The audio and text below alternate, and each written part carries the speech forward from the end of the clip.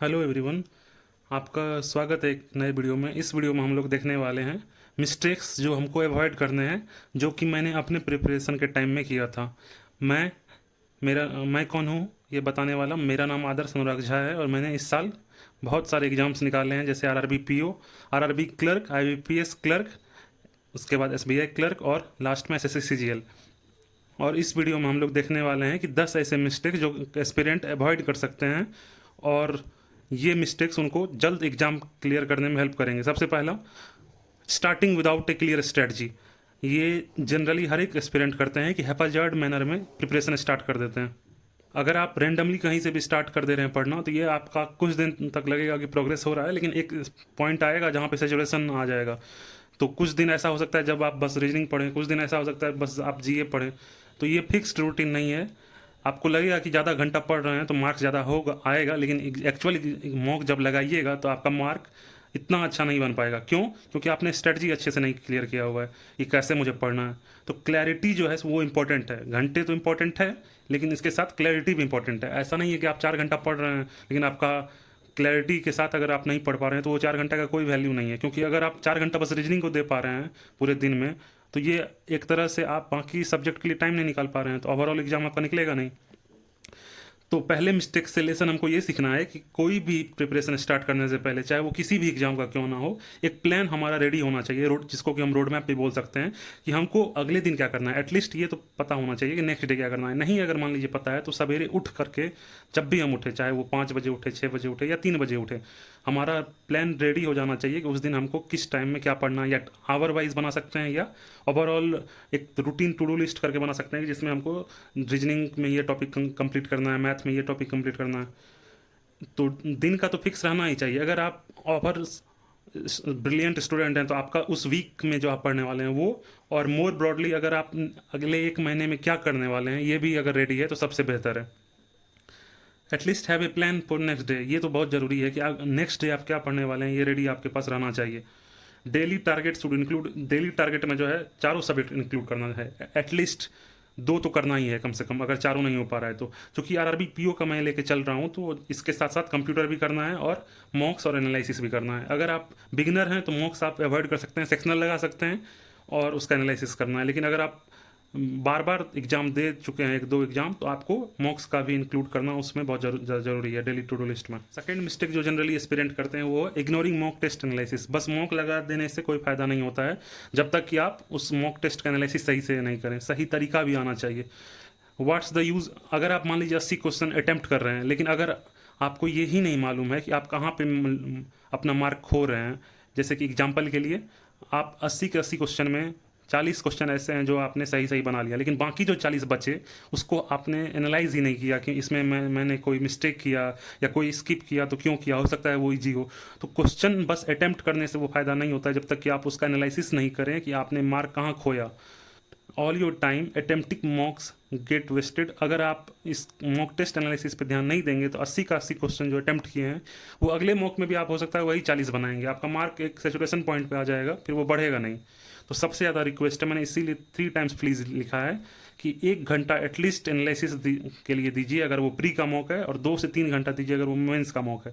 इससे कम समय नहीं मांगता है और ये सबसे बेनिफिशियल समय है। आप, हो सकता है कि मन ना करे, मेरा भी मन नहीं करता था मॉक का एनालिसिस करने के लिए, लेकिन जैसे बोला जाता है ना कि रायता यदि खुद फैलाए हैं तो उसको समेटना भी खुद ही है। रायता मतलब कि एक डिश होता है जिसको हम लोग रायता बोलते हैं। तो रायता का क्या मतलब हुआ?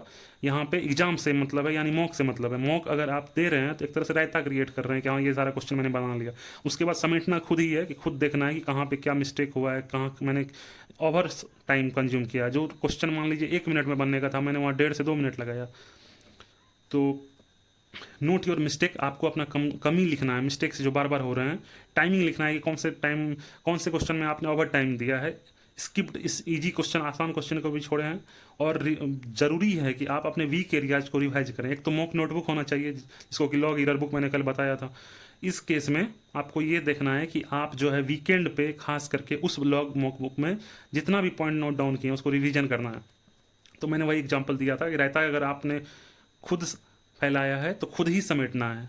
अगर नहीं समेटेंगे ये रायता को मॉक टेस्ट एनालिसिस करके, तो जैसे मैंने एग्जांपल दिया पापा का, तो ये अगर आएंगे यानी पापा यहाँ हमारा एक्चुअल एग्जाम हो जाएगा, तो अगर वहाँ समेटने जाइएगा तो आपका तब तक समय निकल जाएगा, इसीलिए बेहतर है कि खुद ही समेट लीजिए। थर्ड पॉइंट में आते हैं कि trying to cover everything from everywhere. ये सबसे ज़्यादा स्टूडेंट के मन में होता है। जो स्टूडेंट 40, 45, 35 के मार्क में रहते हैं, उनको लगता है कि ऐसा क्या पढ़ लें या ऐसा क्या देख लें कि उनका मार्क बढ़ जाएगा, लेकिन ये सबसे ज़्यादा गलत चीज़ है। आप कभी भी इस प्रिपरेशन में ऐसा नहीं होगा कि हर एक चीज़ कवर कर पाइएगा, और हर एक जगह से भी नहीं करना है।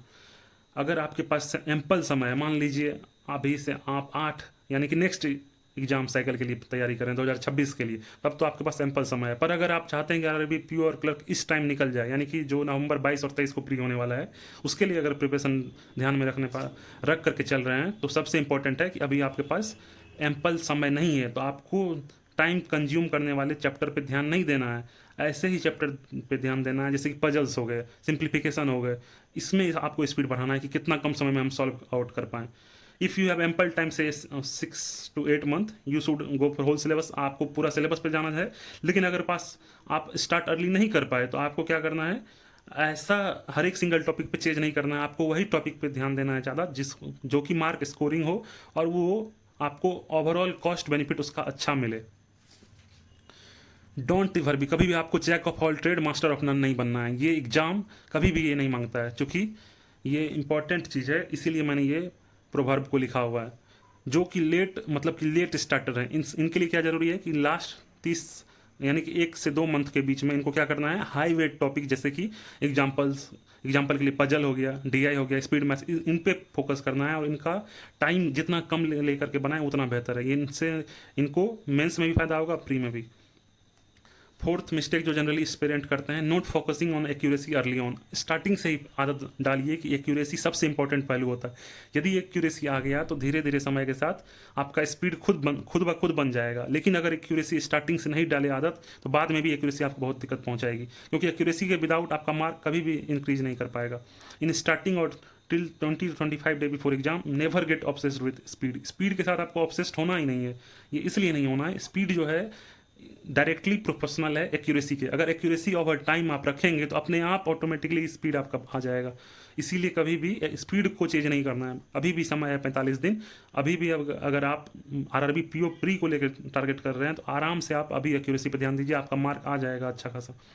Accuracy building is slow process, but once achieved it will be automatically boost confidence. आपका जैसे ही एक्यूरेसी बढ़ते जाएगा, 40 आप मान लीजिए 45 क्वेश्चन अटैम्प्ट किए, आपका सही 20 ही हुआ, तो क्या फ़ायदा है। इससे बेहतर है कि हम 40 अटैम्प्ट करेंगे, लेकिन 40 का 40 सही होगा। इसके लिए डबल फायदा है। एक तो आपका कॉन्फिडेंस बूस्ट होगा, और एक्चुअल एग्जाम में भी 40 मार्क के बदले आपका 45 या 46 मिल सकता है नॉर्मलाइजेशन के बदौलत। तो इसीलिए ज़रूरी है कि ये आप एक्यूरेसी आपका कॉन्फिडेंस बूस्ट करेगा, और जैसे ही कॉन्फिडेंस आएगा, आप खुद ब खुद अगले मॉक टेस्ट में स्पीड आपका बूस्ट होगा और मार्क बूस्ट होगा। In the beginning, always strive for 90% plus accuracy. Once your accuracy is solid, your speed will automatically follow. ये मैंने अभी जस्ट डिस्कस करके बताया है कि आपको एक्यूरेसी पे ही ध्यान देना है। स्पीड आ जाएगा, ये मैं लिखित के साथ दे सकता हूँ कि स्पीड आ जाता है अगर आप प्रैक्टिस लगातार करते रहिएगा एक्यूरेसी मेंटेन करते हुए। तो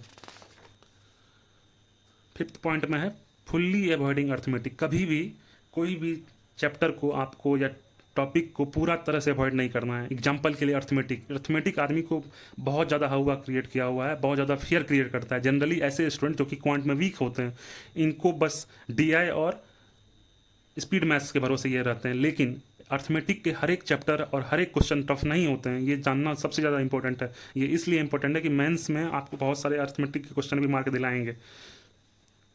स्टार्टिंग के फेज में मैं हमेशा जो है, मैं अपना बता रहा हूँ कि अर्थमेटिक को मैं टफ समझ के डिले करते जाता था, क्योंकि ये एक ऐसा पॉइंट था मेरे प्रिपरेशन के टाइम में जो मुझे लगता था कि नहीं, ये मैं अगर अटैम्प्ट करूँगा तो मेरा माइनस में ही मार्क जाएगा। तो इस ज़रूरी है कि ये फियर को आप ओवरकम करें। ओवरकम कैसे करें, तो वो टॉपिक को फिर से किसी क्लास के, मान लीजिए वो क्लास अगर आप वीडियो देख के करते हैं या आप किसी पीडीएफ से देख के सॉल्व आउट कर रहे हैं, दोनों केस में आपको ये खुद से ही करना होगा। If not dealt seriously your mock mark will get saturated at one point. एक पॉइंट आएगा जहाँ पे आपका मॉक का मार्क रुक जाएगा। अर्थमेटिक मार्क बूस्टर की तरह काम करता है, इसीलिए इंपॉर्टेंट है कि अर्थमेटिक के सारे चैप्टर को नहीं स्किप करना है। कुछ ऐसे चैप्टर हैं जो कि बहुत ही ज़्यादा ईजी हैं, जैसे कि परसेंटेज, रेशियो, एवरेज, ये सब के वन लाइनर क्वेश्चन आप आराम से, प्री तो कोई बात नहीं है, मेंस में भी आप आराम से सॉल्व आउट कर सकते हैं। इसीलिए ज़रूरी है कि आपको अर्थमेटिक को अवॉइड नहीं करना है। ये एक मार्क बूस्टर की तरह काम करेगा। Thinking will not overcome fear. हमेशा अगर सोचते रहिएगा डर के बारे में तो कभी भी आपका डर खत्म नहीं होने वाला है, जब तक कि आप उसके लिए एक्शन ना करें। एक्शन कीजिएगा, मुझे पूरा विश्वास है कि बस 15 से 20 दिन दीजिए, इस 3 चैप्टर में आपका मार्क ऑटोमेटिकली मॉक में इंक्रीज हो जाएगा। मैं प्रॉफिट लॉस और SICI का बात ही नहीं कर रहा हूँ।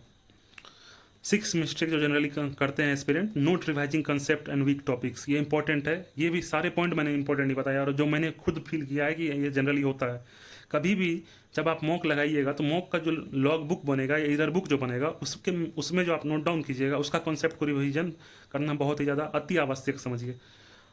प्रैक्टिस करते रहने से कभी भी आपका ये चीज़ नहीं होगा कि आपका ऑटोमेटिकली रिवीजन होते रहेगा। ज़रूरी है कि एक बार आप वो नोटबुक को रिवीजन के लिए यूज करें। Practice daily but never revise old mocks या कंसेप्ट। मैं अपना बता रहा हूँ। After week I would forget method and repeat same mistake. एक वीक के बाद जनरली क्या होता है, कुछ ऐसे चीज़ होते हैं जो माइंड को भूलने का आदत होता है, जिसको कि आप अगर रिवीजन नहीं कीजिएगा तो वो भूलेगा ही भूलेगा। इसीलिए ज़रूरी है कि आप ऐसे मॉक जो ओल्ड मॉक के कुछ क्वेश्चन हो सकते हैं उसको रिवीजन करना है, कॉन्सेप्ट को रिवीजन करना है जो आपने नोटबुक में लिखा है। मॉक को कैसे रिवीजन करेंगे, तो मॉक में एक होता है आपको रिव्यू एंड सबमिट वाला ऑप्शन। आप उसको अगर क्लिक करके रखिएगा तो वो नेक्स्ट टाइम में भी सेव होकर दिखाएगा कि ये आपने रिव्यू के लिए टिक किया हुआ था या नहीं। छोड़िए, आप मॉक का जो नोटबुक है उसमें आप क्वेश्चन नंबर नोट डाउन कर लीजिए, ये मॉक नंबर, ये प्लेटफॉर्म का ये क्वेश्चन नंबर मुझे रिवीजन के लिए रखना है। सबसे आसान तरीका है। तो ये इससे हमको क्या सीखने में मिल रहा है कि एक रिवीजन नोटबुक होना चाहिए, उसमें आप यूनिक ट्रिक्स, जो ट्रिक आप सीख रहे हैं, मिस्टेक्स जो आप कर रहे हैं, और शॉर्टकट जो है जो आपको क्वेश्चन को आसानी से बनाने में हेल्प करता है, उसको नोट डाउन करना है और रिवीजन करना है। Revise this notebook as much as you can, it will boost your marks. ये जनरली देखा गया है कि जैसे जैसे आप नोटबुक को रिवीजन कीजिएगा, लॉग इरर बुक को, आपका मॉक का मार्क ऑटोमेटिकली इंक्रीज करेगा। 7th मिस्टेक जो जनरली स्टूडेंट करते हैं वो है comparing my self with others. अगर आप स्टार्टिंग फेज में हैं तो कभी भी दूसरे का मॉक का मार्क नहीं देखना है, खास करके टेलीग्राम ग्रुप जिसमें कि मॉक का मार्क शेयर होता है।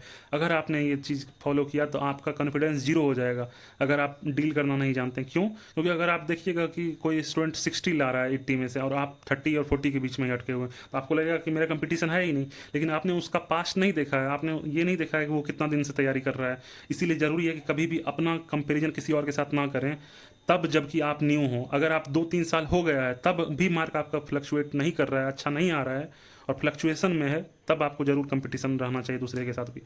When you see someone scoring above 60, वही बात मैंने लिखा है इसमें, यू स्टार्ट डाउटिंग योरसेल्फ।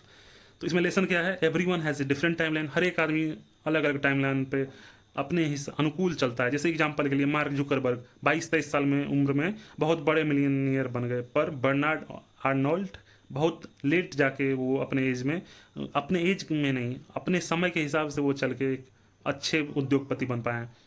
तो कभी भी कंपेयर नहीं करना है, start competing with your previous mock. आपका जो प्रीवियस मॉक है वो एक आईना होना चाहिए, आपका एक बेस होना चाहिए कि हमको उस मॉक से अच्छा मार्क लाना है नेक्स्ट मॉक में।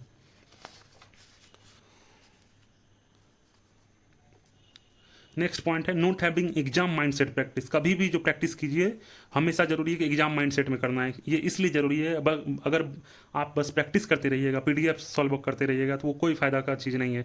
क्यों नहीं है फायदा का चीज़? क्योंकि ये आपका मार्क को एक पॉइंट पे स्थिर कर देगा। मान लीजिए आप एक प्रैक्टिस के लिए एक पजल सॉल्व कर रहे हैं PDF से, अगर वो 5 मिनट में सॉल्व कर रहे हैं तो कोई फायदा नहीं है, क्योंकि वो PDF में टाइमर है नहीं। तो लेट से, हाँ मैंने एग्जांपल लिया है कि 1000 प्री का पजल आपने सॉल्व किया PDF से, लेकिन ये आपका हेल्प नहीं करेगा अगर आप इसका वैल्यू एडिशन नहीं करते हैं टाइमर और एग्जाम हॉल लाइक कंडीशन के साथ। एग्जांपल के लिए अगर आप बैठे हुए हैं आराम से लेट करके एग्जाम या मॉक अटैम्प्ट कर रहे हैं तो वो कोई फ़ायदेमंद नहीं है। आपको ऐसा एग्जाम सिचुएशन बनाना है जैसे कि आप एक्चुअल एग्जाम में बैठे हुए हैं। एग्जाम्पल के लिए आप RRB PO का प्री दे रहे हैं तो आपको सेम 45 मिनट में लाइब्रेरी में या ऐसा इन्वायरमेंट, घर में कोई रूम है वहाँ बनाना है। कोई भी फ़ोन यूज नहीं करना है, ना ही मॉक को पॉज करना है बीच में। अपने माइंड को इस टाइप से ट्रेन करना है कि वो एग्ज़ाम लाइक प्रेशर सिचुएशन को हैंडल कर पाए। ये सबसे इंपॉर्टेंट चीज़ है। आप भले ही मॉक को सबमिट करके, बहुत आदमी होते हैं जो मॉक को सबमिट करके देते हैं, मैं ऐसे स्टूडेंट में नहीं था जो मॉक को सबमिट करके देता था। मैंने मेंस का 1-2 मॉक किया होगा, फिर मुझे वो भी अच्छा नहीं लगा तो मैंने छोड़ दिया। इसीलिए ज़रूरी है कि टाइमर के साथ देना है। एग्जाम लाइक प्रेशर जितना जल्दी आप हैंडल करना सीखेंगे, एक्चुअल एग्जाम में उतना अच्छा मार्क आ पाएगा। वरना प्रैक्टिस कितना भी करते रहिएगा, मार्क एक्चुअल एग्जाम में नहीं ला पाइएगा। 9th मिस्टेक जो जनरली स्टूडेंट करते हैं, ओवर यूजिंग यूट्यूब या अदर एडटेक ऐप्स। आप ओवर यूज किसी की चीज़ का भी नहीं करना है। अतिशय किसी भी चीज़ का खराबी होता है। Don't watch too many strategy video. मैं भी बनाता हूँ, पर आपको ये भी ध्यान रखना है कि ज़्यादा स्ट्रेटजी वीडियो किसी का नहीं देखना है, चाहे वो कोई भी एडुकेटर क्यों ना हो। भले ही ये मेरे लिए भी बेटर है, तब भी ये रियलिटी है जो आपको मैं बता रहा हूँ। मुझे भी आदत था, जब पढ़ने का मन नहीं था तो मैं बहुत सारे स्ट्रेटजी वीडियो देखता था। ये दूसरे के स्ट्रेटजी वीडियो से कभी भी कोई चीज़ आपको हेल्पफुल नहीं हो सकता, जब तक कि आप उसको अपने हिसाब से मॉड्यूलेट करके नहीं बनाइएगा रूटीन। दूसरे का स्ट्रेटजी वीडियो दूसरे के लिए हेल्पफुल है, आपके लिए नहीं। आपको अपने हिसाब से सुटेबल करना है कि मुझे क्या और मैं किस टाइम में जगता हूँ। मान लीजिए कोई, मैं 3 बजे सवेरे उठ के पढ़ता था, कोई यदि 8 बजे भी उठ के पढ़ रहा है तो उससे फ़र्क नहीं पड़ता अगर वो लेट नाइट में जग के पढ़ रहा है तो। इम्पॉर्टेंट ये है कि आप स्ट्रेटजी वीडियो से कुछ पॉइंट सीखें और उसको अपने अपने रूटीन के हिसाब से इनकलकेट करें। ऐसा नहीं कि उसको पूरा कॉपी करना है। एक सब्जेक्ट के लिए एक से ज़्यादा एडुकेटर नहीं होना चाहिए, और कभी भी रेंडमली ब्राउज नहीं करना है। हमेशा सब्सक्रिप्शन पेज पे खोलना है, होम पेज पे यूट्यूब पे नहीं खोलना है।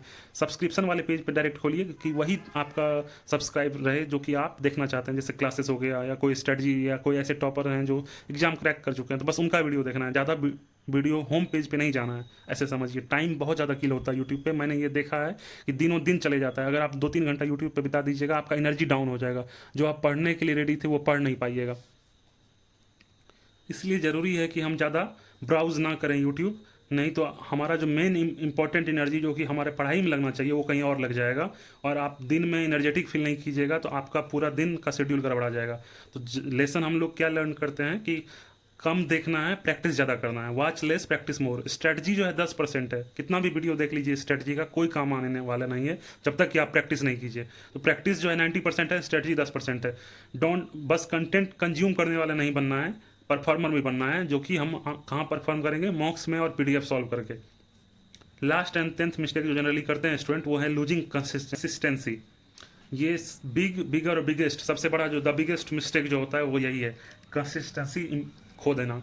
आज आप 10 घंटा पढ़ रहे हैं, कल आप 12 घंटा पढ़ रहे हैं, पर परसों अगर आप 1 घंटा भी नहीं पढ़िएगा तो आप ये 10 और 12 22 घंटा जो पढ़े ये नील हो जाने वाला है, क्योंकि आपका मोमेंटम टूट जाएगा। सबसे ज़्यादा इंपॉर्टेंट चीज़ है मोमेंटम। जैसे आप T20 में देखते होंगे, क्रिकेट जो देखते होंगे, कि मोमेंटम बहुत बड़ा इंपॉर्टेंट चीज़ है। अगर वो शिफ्ट हो जाता है किसी भी चीज़ में तो फिर वहाँ से रिटर्न बैक होने में टाइम लगता है।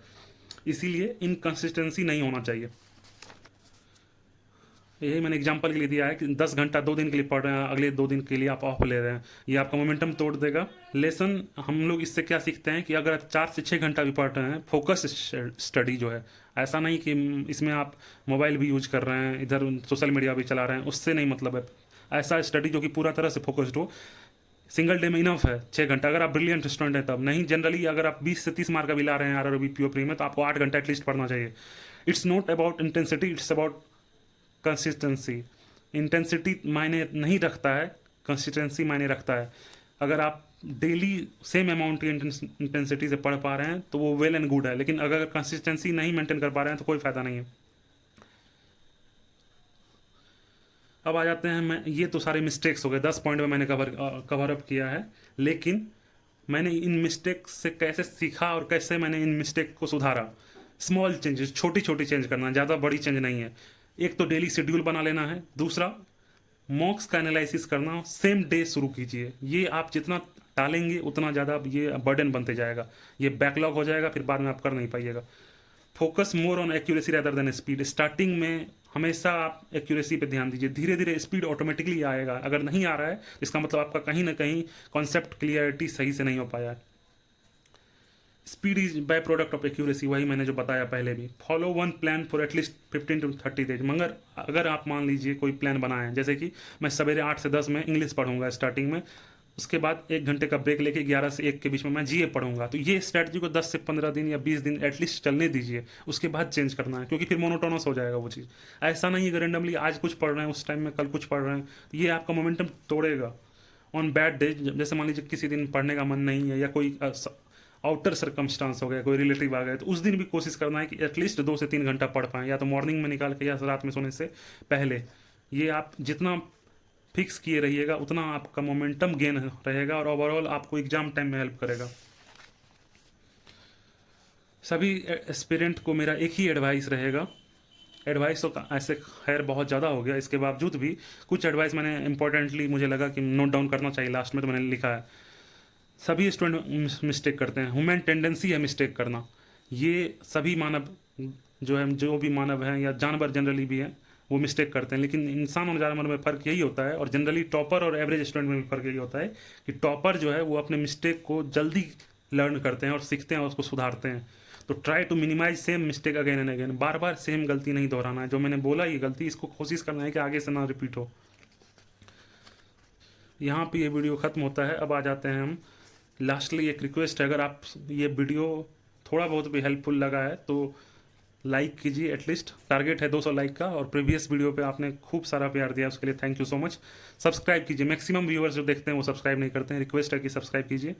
और जो भी स्टडी ग्रुप टेलीग्राम पे है उनमें और आपके स्टडी सर्कल में शेयर कीजिए। और जो भी सजेशन है इस वीडियो के कमेंट सेक्शन में दीजिए, हम निश्चित पढ़ेंगे और रिप्लाई करेंगे और उसको अपने नेक्स्ट वीडियो में आने का कोशिश करेंगे। आपका जो भी डाउट है वीडियो के नीचे लिखिए, हम कोशिश करेंगे कि नेक्स्ट वीडियो उसी पे बना पाएँ। Thank you.